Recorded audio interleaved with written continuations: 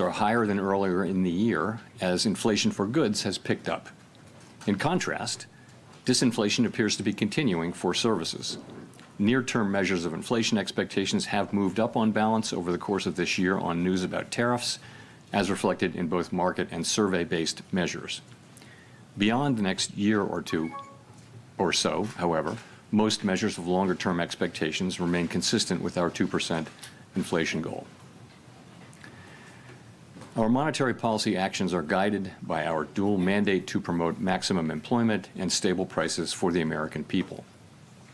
At today's meeting, the committee decided to lower the target range for the federal funds rate by a quarter percentage point to 3 3/4 to 4%. Higher tariffs are pushing up prices in some categories of goods, resulting in higher overall inflation. A reasonable base case is that the effects on inflation will be relatively short-lived, a one-time shift in the price level. But it is also possible that the inflationary effects could instead be more persistent, and that is a risk to be assessed and managed. Our obligation is to ensure that a one-time increase in the price level does not become an ongoing inflation problem. In the near term, risks to inflation are tilted to the upside and risks to employment to the downside. A challenging situation. There is no risk-free path for policy as we navigate this tension between our employment and inflation goals. Our framework calls for us to take a balanced approach in promoting both sides of our dual mandate. With downside risks to employment having increased in recent months, the balance of risks has shifted. Accordingly, we judged it appropriate at this meeting to take another step toward a more neutral policy stance. With today's decision, we remain well positioned to respond in a timely way to potential economic developments. We will continue to determine the appropriate stance of monetary policy based on the incoming data, the evolving outlook, and the balance of risks. We continue to face two-sided risks. In the committee's discussions at this meeting, there were strongly differing views about how to proceed in December.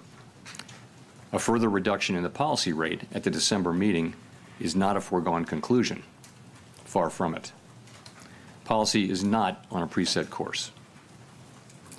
At today's meeting, the committee also decided to conclude the reduction of our aggregate securities holdings as of December 1. Our long-stated plan has been to stop balance sheet runoff when reserves are somewhat above the level we judge consistent with ample reserve conditions. Signs have clearly emerged that we have reached that standard. In money markets, repo rates have moved up relative to our administered rates, and we have seen more notable pressures on selected dates, along with more use of our standing repo facility. In addition, the effective federal funds rate has begun to move up relative to the rate of interest on reserve balances. These developments are what we expected to see as the size of our balance sheet declined and warrant today's decision to cease runoff. Over the 3.5 years that we've been shrinking our balance sheet, our securities holdings have declined by $2.2 trillion. As a share of nominal GDP, our balance sheet has fallen from 35% to about 21%. In December, we'll enter the next phase of our normalization plans by holding the size of our balance sheet steady for a time, while reserve balances continue to move gradually lower as other non-reserve liabilities, such as currency, keep growing. We will continue to allow agency securities to run off our balance sheet and will reinvest the proceeds from those securities in Treasury bills, furthering progress toward a portfolio consisting primarily of Treasury securities. This reinvestment strategy will also help move the weighted average maturity of our portfolio closer to that of the outstanding stock of Treasury securities, thus furthering the normalization of the composition of our balance sheet. The Fed has been assigned two goals for monetary policy: maximum employment and stable prices. We remain committed to supporting our maximum employment, bringing our inflation sustainably to our 2% goal, and keeping longer-term inflation expectations well anchored. Our success in delivering on these goals matters to all Americans. We understand that our actions affect communities, families, and businesses across the country. Everything we do is in service to our public mission. We at the Fed will do everything we can to achieve our maximum employment and price stability goals. Thank you. I look forward to your questions.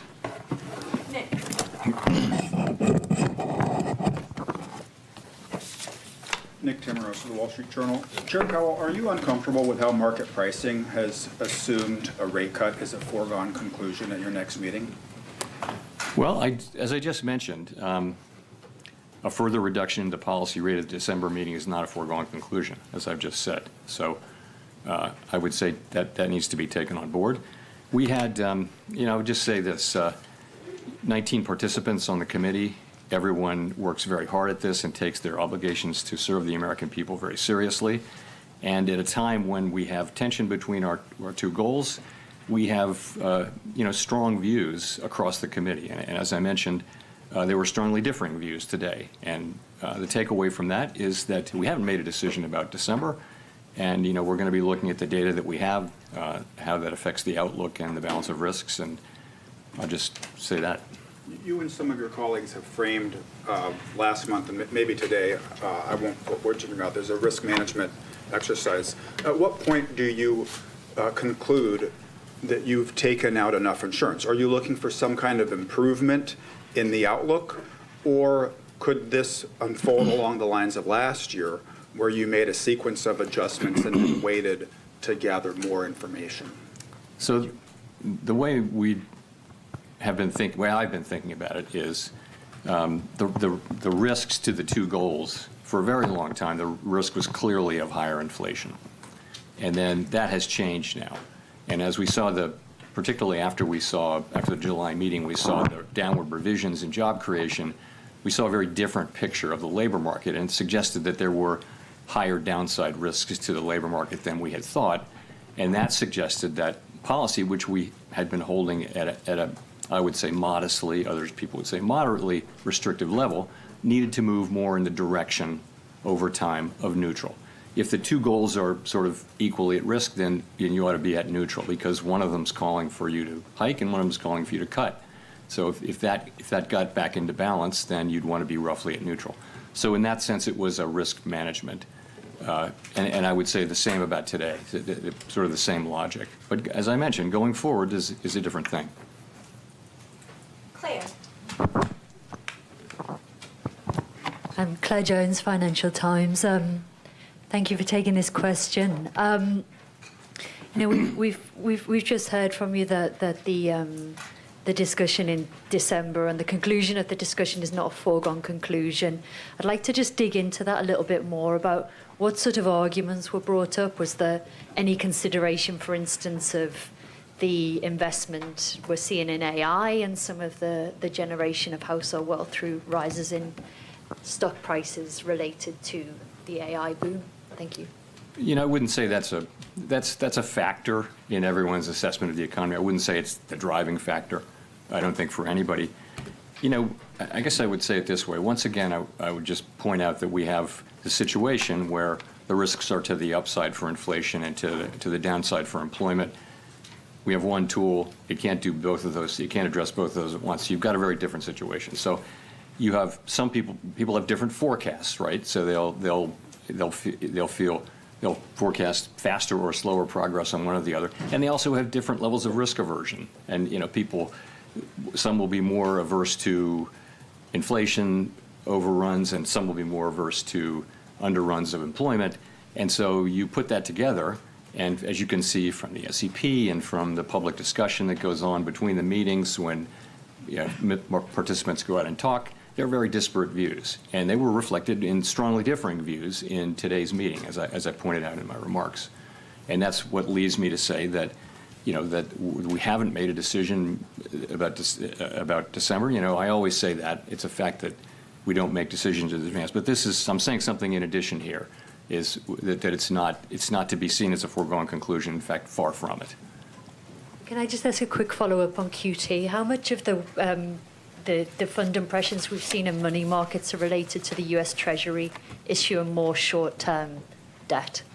That could be one of the factors, but the reality is we've seen, the things that we've seen, higher repo rates and federal funds rate moving up. These are the very things that we look for. We actually have a framework for looking at, what the place we're trying to reach. What we said for a long time now is that when we feel like we're a bit above what we consider a level that's ample, that we would freeze the size of the balance sheet. Of course, reserves will continue to decline from that point forward as non-reserve liabilities grow. So this happened, some things have been happening for some time now, showing a gradual tightening in money market conditions. Really in the last, call it 3 weeks or so, you've seen more significant tightening, and I think a clear assessment that we're at that place. The other thing is, the balance sheet is shrinking at a very, very slow pace now. We've reduced it by half twice, and so there's not a lot of benefit to be holding on to get the last few dollars because, again, the balance sheets, the reserves are going to continue to shrink as non-reserves grow. So, there was support on the committee as we thought about it to go ahead with this and announce effective December 1 that we will be, freezing the size of the balance sheet. And the December 1 date gives the markets a little bit of time to adapt. Colby. Thank you. Colby Smith with the New York Times. So much of the rationale for cutting interest rates, even as inflation moves away from the 2% target, seems to be, that there are these mounting downside risks to the labor market. But if those don't materialize and the labor market either stabilizes around current employment levels or even starts to strengthen somewhat, how would that change your perception of how much interest rates need to fall from here? Would you then be a bit more concerned about underlying inflation and the possibility of second-round effects from tariffs? Yeah, in principle, if you were to see data that suggested that the labor market's strengthening or even that it's stabilizing, that would certainly play into our decisions going forward. So, we do have, we get some data. The labor market is a place where we get, for example, we get the state-level data on initial claims, which are sending a sort of a signal of more of the same. We also get job openings. And we'll get lots of survey data. We'll get the Beige Book and things like that. So we'll have a picture of what's going on in the labor market, and the fact that we're not seeing an uptick in claims or a downtick really in openings suggests that you're seeing maybe continued very gradual cooling, but nothing more than that. So that does give you some comfort. But if this shutdown lasts a while longer and you don't have that data in hand, I'm just wondering how that hinders the committee's ability to assess the state of the labor market and make the right policy decisions, and also how much is that factoring into the debate about December? Yeah. So we get like I mentioned what we get in the labor area. We get some data in inflation, some data in economic activity. And we'll have a picture of what's going on. We also will have the Beige Book again. I would say we're not going to be able to have the detailed feel of things. But I think if there were a significant or material change in the economy one way or another, I think we'd pick that up through this. So in terms of how it might affect December, it's really hard to say. December's the meeting's, I guess, 6 weeks away. We just don't know what we're going to get. If there is a very high level of uncertainty, then that could be an argument in favor of caution about moving, but we'll have to see how it unfolds. Steve. Steve Leisman, CNBC. Mr. Chairman, can you characterize the meeting in terms of, you said strongly differing views. Was this a close call, this cut, or was it a close call maybe the other way because you had dissents on both sides? Thanks. So I was referring to the discussion about, to the extent it related to December.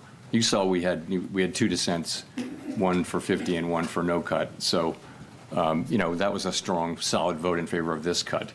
The strongly differing views were really about the future. What does that look like? And I think people are saying, they're noticing stronger economic activity. Forecasters generally, broadly, have raised their economic growth forecasts for this year and next year, in some cases quite materially. In the meantime, we see, a labor market that's kind of, I don't want to say stable, but it's not clearly in motion. It's not clearly declining quickly in any case. It may be just continuing to gradually cool. And again, people have different forecasts and expectations about the economy and different risk tolerances, and so there's you read the SEP, you read the speeches, there are differing views on the committee, and to the point where I said what I said. And just to follow up on the balance sheet, if you stop it, the runoff now, does that mean you have to go back to actually adding assets sometime next year so that the balance sheet doesn't shrink as a percent of GDP and become a tightening factor? So you're right. The place we'll be on December 1 is that the size of the balance sheet is frozen. And as mortgage-backed securities mature, we'll reinvest those in Treasury bills, which will foster both a more Treasury balance sheet and also a shorter duration. So that's what, in the meantime, if you freeze the size of the balance sheet, the non-reserve liabilities, currency, for example, they're going to continue to grow organically. And because the size of the balance sheet is frozen, you have further shrinkage in reserves. And reserves is the thing that we're managing that has to be ample. So that'll happen for a time, but not a tremendously long time. We don't know exactly how long. But at a certain point, you'll want to start reserves to start gradually growing to keep up with, you know, the size of the banking system and the size of the economy. So we'll be adding reserves at a certain point, and that's the last point. Even then, we didn't make decisions about this today, but we did talk today about the composition of the balance sheet, and there's a desire that the balance sheet be right now it's got a lot more duration than the outstanding universe of Treasury securities, and we want to move to a place where we're closer to that duration. That'll take some time. We haven't made a decision about the ultimate endpoint, but we all agree that we want to move more in the direction of a balance sheet that more closely reflects the outstanding treasuries, and that means a shorter duration balance sheet. Now, this is something that's going to take a long time and move very, very gradually. I don't think you'll notice it in market conditions, but that's the direction of things. Janelle. Janelle Marte with Bloomberg. How are officials interpreting the latest CPI report? So some components came in lower than expected, but core inflation was still at 3%. So at this moment, what are you learning about the drivers? And also, do you view that the risks are greater that the Fed makes a mistake on employment or inflation? So the September CPI report, we didn't get PPI after that, which is important for translation into what we look at, which is PCE inflation, but we can still make a pretty good assessment of what that will be. When we get PPI, there might be some adjustments, but so directionally, it was a little softer than expected, and we always break it down into the three components. So basically, you've seen goods prices increasing, and that's really due to tariffs. And that's compared to a longer run trend of very, very mild deflation in goods. So that's moving inflation up. On the other side of that, good news that housing services inflation has been coming down and is expected to continue to come down. So if you remember a couple of years ago, that's the one that we kept expecting it to do that. Now it's been doing that for some time, and we expect to continue that. That leaves the biggest category is services other than housing services. And that's kind of been moving sideways over the last few months, but a significant part of that is non-market services, and we don't take a lot of signal about the tightness of the economy from that. So if you add all that up, a couple things to say. One is that inflation away from tariffs is actually not so far from our 2% goal. We estimate, people have different estimates of what that is, but it might be, 5 or 6 tenths, and so that if it's 2.8, then core PCE, not including tariffs, might be 2.3 or 2.4 in that range, something like that. So that's not so far from your goal. So that we look at that, and the thing about tariff inflation is the base case is that it will come, and it probably will increase further. But it is that it will be a one-time increase. And, we've been very focused for all of this year at making sure that that's the case and thinking carefully about what are the pathways through which it could become something else, troublesome inflation. One of those would be, a really tight labor market. We don't see that. Another could be inflation expectations moving. We don't see that. So I think, we're watching this very carefully. I think it's not the case that we're just assuming that it's going to be a one-time inflation. We understand fully that this is a risk we have to monitor and ultimately manage. With the stubborn in services inflation, what are some of the things that the Fed could do to address that, and especially when we're seeing potentially labor supply challenges? Sorry, say the first. The stubborn services inflation that you mentioned. Services inflation, yeah. Well, again, the part of services inflation that isn't coming down as we would like it to is the non-market part of non-housing services. And, you know, overall, that's just something that we expect will come down. The non-market part of it should come down. It largely reflects higher stock prices and I mean, financial services that are imputed rather than actually paid is a big part of that. But also just, you know, we think policy is still modestly restrictive in my telling. And so that's the kind of thing that should lead to a gradually cooling economy. That's one of the reasons you see a gradually cooling labor market, is because, you know, the Fed policy is modestly restrictive. So that should also help get that. I want to say, though, we're absolutely committed to returning inflation to 2%. If you look at longer-term surveys or market pricing, you will see that's a credible commitment, and there should be no question that that's where we're going. Chris. Great, thank you. Chris Rugaber at Associated Press. So there's a big investment boom in AI infrastructure right now, as you know, and wondering if the existence of such a boom would indicate that rates are not that restrictive after all. And could further rate cuts at this point perhaps fuel an excess level of investment there or market bubbles? How is the Fed thinking about that? So I don't think that you're right. There are a lot of data centers being built and other investments being made around the country and around the world.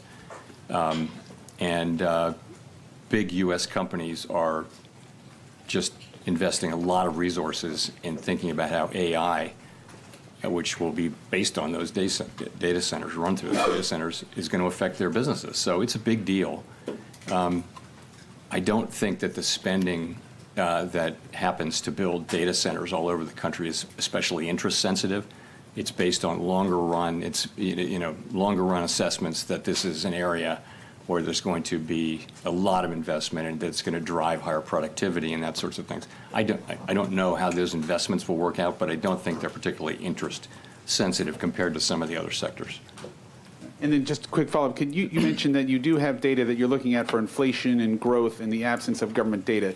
Could you give us a sense? I think we know a lot about the jobs data that's out there. Can you give us a sense of what you're looking at to track inflation in the absence of government data? Thank you. So it's a lot of things, and it doesn't replace government data, but you know all of these. I'll just mention some of the many names: Price Stats, Adobe, and others. For wage inflation, there's ADP data. On spending, you're going to ask about spending at some point. You know, there are lots of other things that we look at, but it's many different sources, and again, including what we get out of the Beige Book, which will be sort of come out mid-cycle as always. And it doesn't replace the government data, but it gives us a picture. Again, I think if something material were happening, if there were material developments, I think we would pick that up. I don't think we'll be able to have the very granular understanding of the economy while this data is not available. Howard.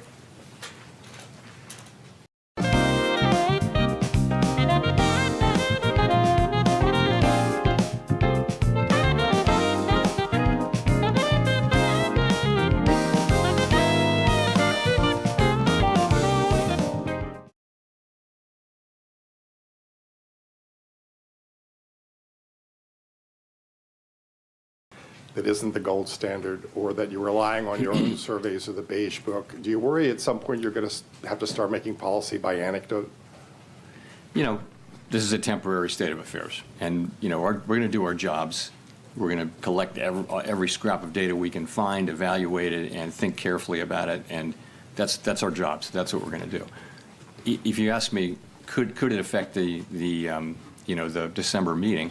I'm not saying it's going to, but yeah, you could imagine that what do you do if you're driving in the fog? You slow down. So that could or could not. I don't know how that's going to play into things.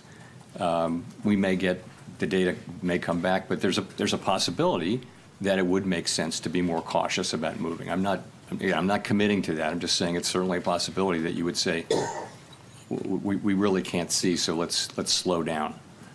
As a follow-up, in the debate in this meeting, we saw recently some pretty big layoff announcements coming from Amazon and others.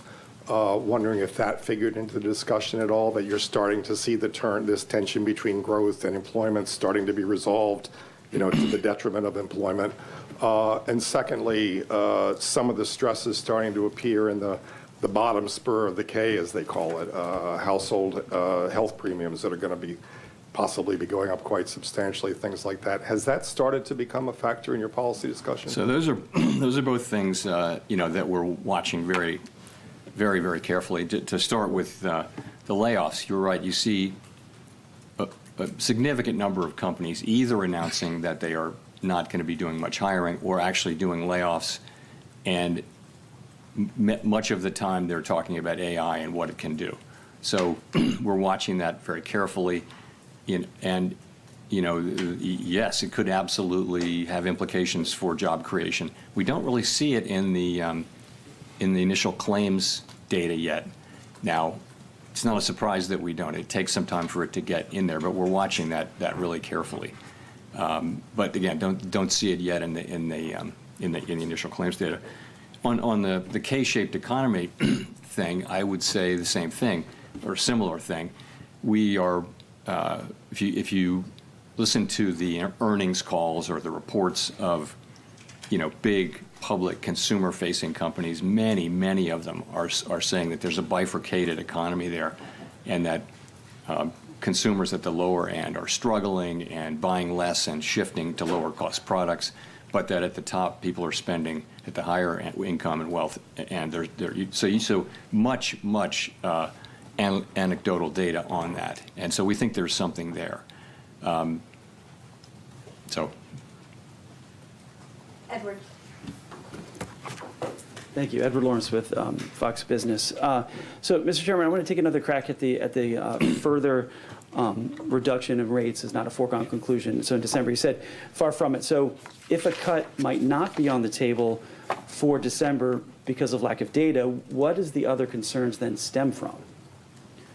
So if it's not lack of data as the reason December is not a foregone conclusion, what other things could be the concern then? Well, the perspectives of people on the committee that, we've now moved 150 basis points, and that we're down into, you're into that range between 3 and 4 where many estimates of the neutral rate live in that 3 to 4% area. You're there now. You're above the median number for the committee, but I think there are people on the committee who have higher estimates of the neutral rate, and that's you can argue these positions since it can't be directly observed, the neutral rate. So, I think for some part of the committee, it's time to maybe take a step back and see whether there really are downside risks to the labor market, or see whether in fact the growth that the stronger growth that we're seeing is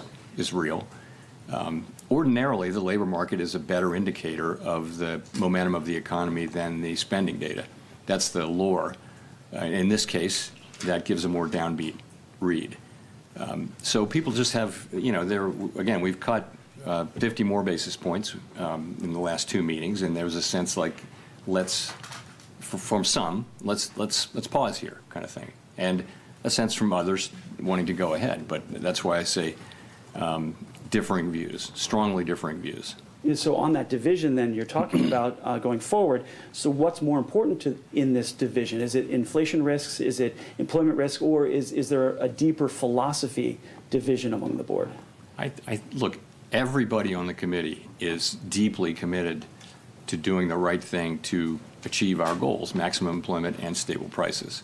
You have differences on how to do that. And as I mentioned, some of that is different forecasts, but a lot of it is also different risk aversions to the different variables, which is common through all Federal Reserves. People just have different risk tolerances, let's say. So that leads you to people with disparate views. You will know that from the speeches you've been listening to from my colleagues. And so we're at a place now where we have, in fact, cut 2 more times. And we're 150 basis points closer to neutral, wherever that may be, than we were a year ago. And so there's a growing chorus now of feeling like maybe this is where we should at least wait a cycle, something like that. That's what it is. It's just what you think it would be. It's and again, you've seen it in the September Summer of Economic Projections. You've seen this in the public remarks of FOMC participants, and now I'm telling you that's what you can expect that in the minutes, and I'm just telling you that's what happened in the meeting. Elizabeth. Thank you so much. Elizabeth Scholzley with ABC News. What is your explanation for why the job market is weakening right now, and what will this rate cut do to improve the job market? So I think there are two things affecting the job market, and one of them is just a dramatic reduction in the supply of new workers. And that's two things. That's declining labor force participation, which is a cyclical thing, and then there's declining immigration, which is just a big policy change that actually began in the last administration and it has been accelerated now. So a big part of the whole story is that supply side story. Okay. In addition, labor demand has declined, and the unemployment rate has gone down, meaning that demand for workers has gone down a little more than supply. So that's what's going on, but it is mostly a supply function. It's mostly a function of the change in supply, I think, and many people think. So the question then is, what does the our tool do, which supports demand? And I would just say, when you're in a situation where job creation, if you adjust for likely overcounting in the way that BLS does its work, is pretty close to zero. So maximum employment doesn't, on a sustainable basis, if you're creating zero jobs, if it's in equilibrium, if it's in balance, it's a pretty, as I said before, a pretty curious balance. So, I thought, and many of my colleagues thought, in fact, you've seen the last two meetings, that it was appropriate for us to react by supporting demand with our rates. And we've done that. We've reduced so that rates are looser. I wouldn't say that they're accommodative right now, but they're meaningfully less tight than they were. And that should help so that at least the labor market doesn't get worse. So it's a complicated situation, and some people argue that this is supply and we really can't affect it much with our tools, but others argue, as I do, that there is an effect from demand and that we should use our tools to support the labor market when we see this happening. You also talked about tariffs causing a one-time price increase. Should American household consumers expect that inflation will continue to go up this year because of those tariffs? So the basic expectation is that there will be some additional increase in inflation because it takes a while for tariffs to work their way through the production chain and finally get to consumers. And we see this now from the tariffs that were put in place now many months ago. We see those effects, but if you put tariffs in effect, they've been coming into effect consistently in February, March, April, May, and that's all happening. So that'll continue to happen for some time, probably into the spring. These are not big increases, though. These are a tenth or so on inflation. They may be big increases on a particular product that's been tariffed, but overall, these are fairly modest. I think some projections go, we're at 2.8% inflation. You might get 2 or 3 more tenths or 4 more tenths maybe. But then, as all of the tariffs are in, they stop generating inflation. You've had a one-time price increase. As long as you're not, at least this is the theory, this is how we believe and hope that it will work out. Once the last tariff is put on something, at that point, it becomes a higher price level, but it stops going up, if you will. Prices stop going up. They'll just be at that level. And then measured inflation will come back down to non-tariff inflation. As I mentioned, non-tariff inflation is not so far from 2% now. Now, consumers are not interested in that story. Their prices are higher. More than that, the reason they're so unhappy about inflation is the inflation that we had in 2021, 2, and 3. Because you can say that prices aren't going up as much, but that doesn't mean people aren't feeling those higher prices from the inflation we had 2 or 3 years ago. They are, and that's, I think, a large part of why the public, if you sample people, inflation is still very much making people quite unhappy. Even, you know, and it's nice that, you know, that prices are not going up as fast as they were, but they're still much higher than they were. And it'll take some time for that effect to wear off. As real incomes rise, it will feel better over time, but that's going to take time. Michael McKee from Bloomberg Television and Radio. Do you have any concerns that equity markets are or are close to being overvalued at this point? You know, we don't look at any one asset price and say, hey, that's wrong. You know, it's not our job to do that. We look at the overall financial system, and we ask whether it's stable and whether it could withstand shocks, right? So, you know, banks are well capitalized, while some households are clearly under stress. In the aggregate, you know, households are in good shape financially, relatively manageable levels of debt. At the lower income spectrum, you are seeing rising defaults, particularly around subprime auto, but nonetheless, in the aggregate, pretty good. You don't see too much leverage in the banking system or the financial system. It's a mixed picture, but it's not an overly troubling picture. And again, I'm not. You know, it's not appropriate. You know, we don't set asset prices. Markets do that. Well, you must be well aware that by lowering interest rates, you're contributing to additional asset price increases. And I wonder how you balance the idea that lowering rates would help the labor market with the reality that it seems more likely to be stimulating increased investment in AI, which is the rationale for thousands of job cuts that have been announced in the last few weeks. Yeah, I don't think interest rates are an important part of the AI of the data center story. I think, you know, people think they're great economics in building these data centers, and they're making a lot of money building them, and they think they have very high present value and all that sort of thing. It's not really about. It's not you know, about 25 basis points here or there. You know, we use our tools to support the labor market and to create price stability. That's what we do. That's our two jobs, right? So we're here to, by lowering rates at the margin